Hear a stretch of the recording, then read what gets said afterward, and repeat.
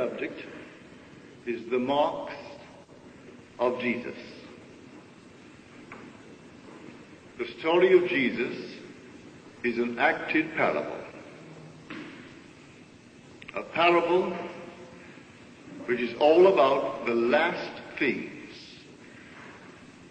That part of the history of salvation which is still in prospect and which presses for realization. And the man who has experienced that part of the history of salvation cannot escape the responsibility of telling its meaning to his fellow men. No one who's experienced it can really turn away from others and leave them as he was prior to his experience. When you and I open the Bible and read of these wonderful characters, it ought always, as far as we're concerned, we ought always to really understand that these patriarchs, say Abraham, Isaac, Jacob, Moses, and all of them, are not there meant as persons, as you and I are persons.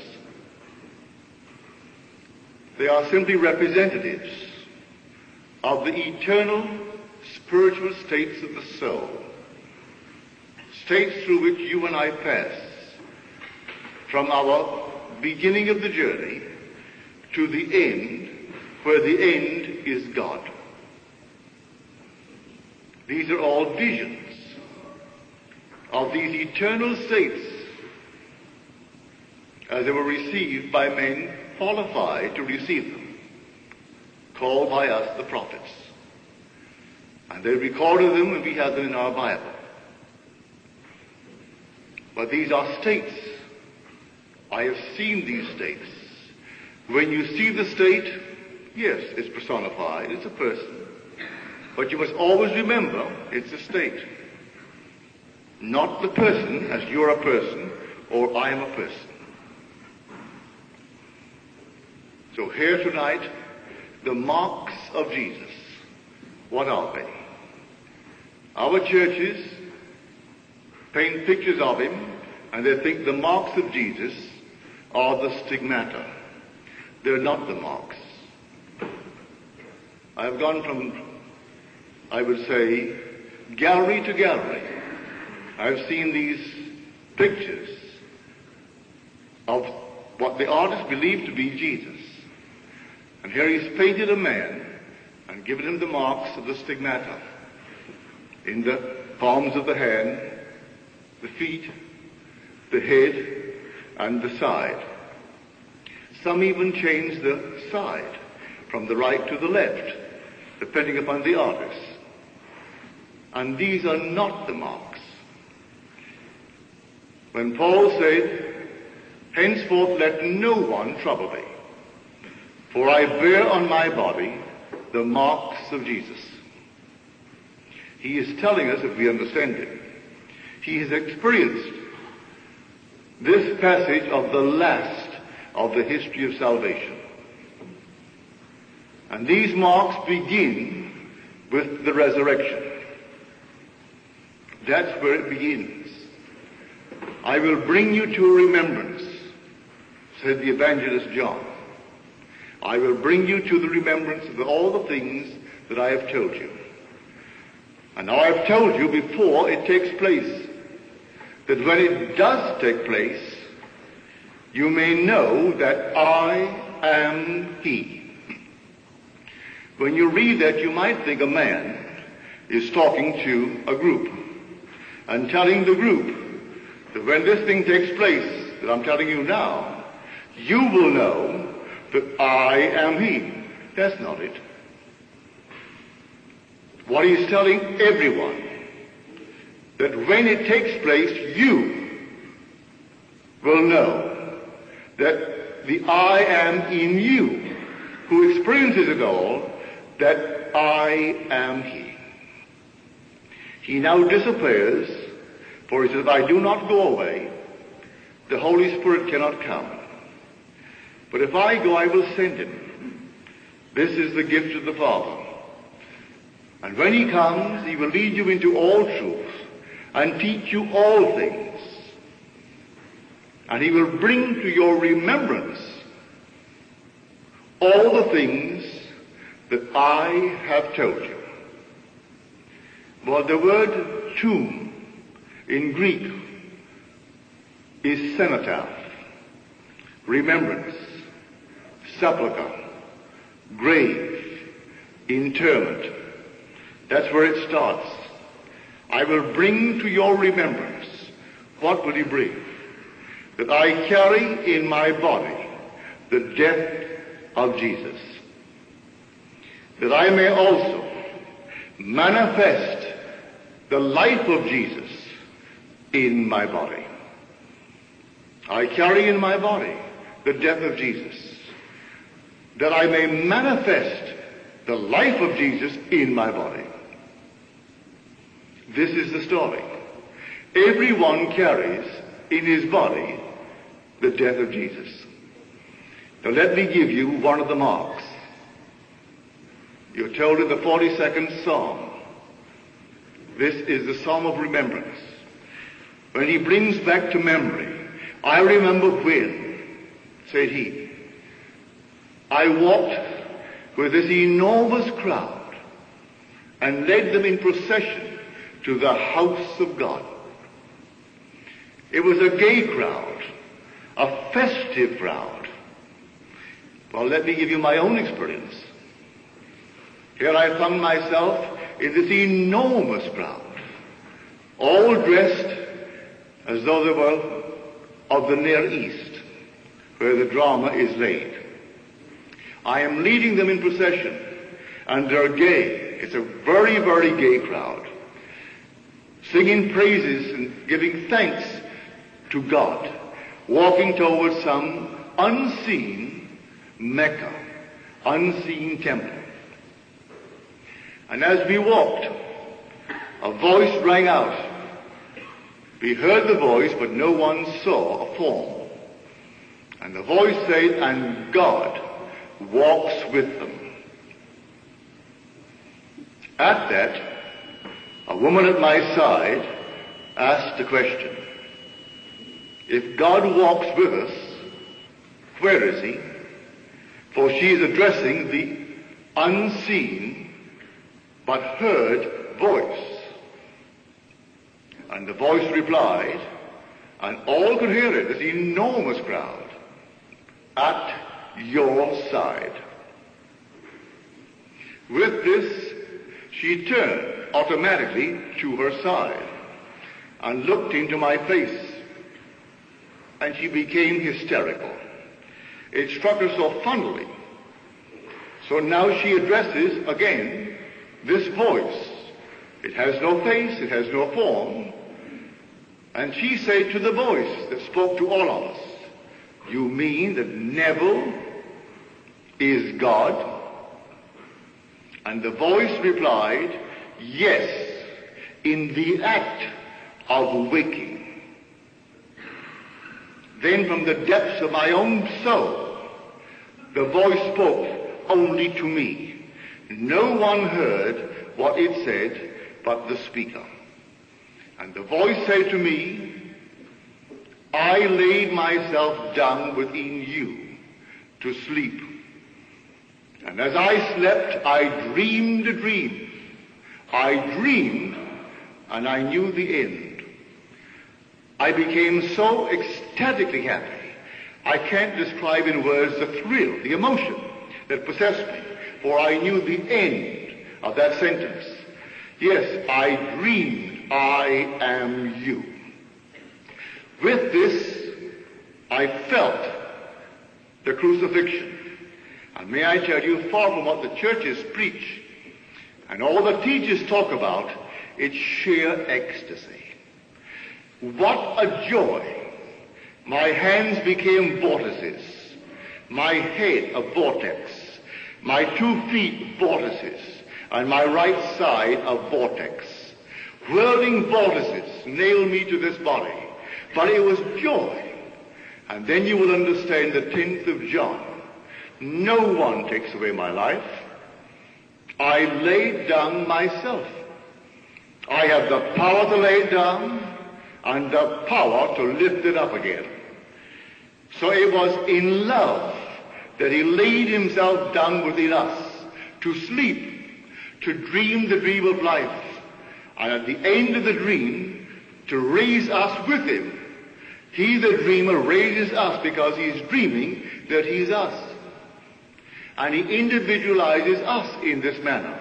It was a voluntary act, and there was no pain whatsoever in that decision of God to become you. God became man voluntarily, that man may become God. And there is no pain in that act whatsoever. Sheer ecstasy. And that word doesn't describe the thrill that was mine when I felt it that night. In fulfillment of the 42nd Psalm, I will bring to your remembrance all that I have told you. Now he disappeared from sight. God tells the story of his plan, of his purpose, and then becomes invisible. He isn't near, for nearness implies separation. God becomes man. There's no nearness about it. He is actually man. Can you say, I am near? You can't say, I am, and say that it is near. That's the core. That's the center. You may say, the hand is near. That is near.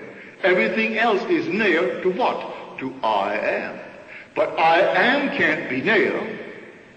It can't be even so far off as even to be near. For nearness implies separation. He actually became man. And in becoming man, man is using the name, the only name, which is I am. So here that's a mark. I bear on my body the marks of Jesus, because I carry always in my body the death of Jesus, so that the life of Jesus may be manifested in my body. Now, this story of Jesus is always about the last things. This is the eschatology of Scripture.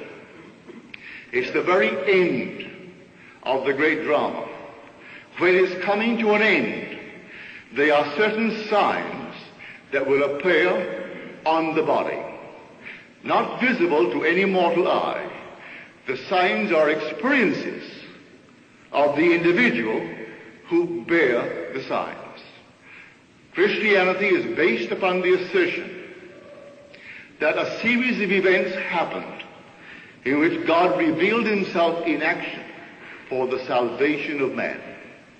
And it begins with the tomb, with the resurrection. I will bring to your remembrance all the things that I have told you. If he brings to my remembrance, I go back to the cenotaph, where he is buried. He is buried in the skull of man. That's where God is actually buried. The sleep is so profound, it's called in Scripture death. It isn't death. It's the great mystery of life through death. For he had to empty himself completely of all that he is to become this little thing called man. He completely emptied himself and took upon himself the form of man. And becoming man, he dreams the dream of life and takes himself through this dream of horror. We are the incarnation of the tragedy and the glory of this wonderful message of salvation. We should not forget the glory in the tragedy. That there is tragedy, who denies it? Look all around, there is tragedy. But we must not forget, and should not forget, the glory that follows when the dream is over and God awakes from the dream.